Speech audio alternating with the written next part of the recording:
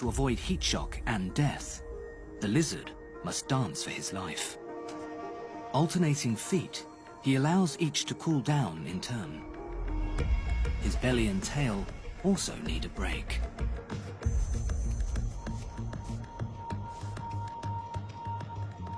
When it all gets too much, he abandons hunting for the day.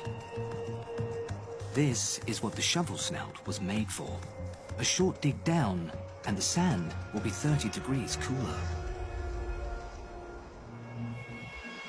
So little rain falls here.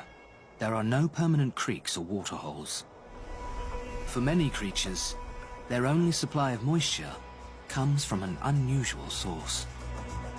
During the night, warm air rises from the sand dunes. Hit by a chilled sea breeze blowing inland, the water vapor condenses, creating a thick morning fog, a life-giving source of water, but one floating in the sky.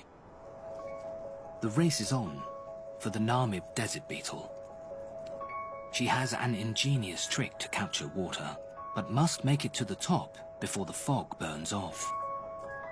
The dunes are steep. There are already other beetles on the ridge. Backsides in the air, it's time to harvest fog. Her exoskeleton is built from a material that attracts water. When droplets get heavy enough, they roll straight down to her mouth. She can drink 12% of her body weight when there's a decent fog.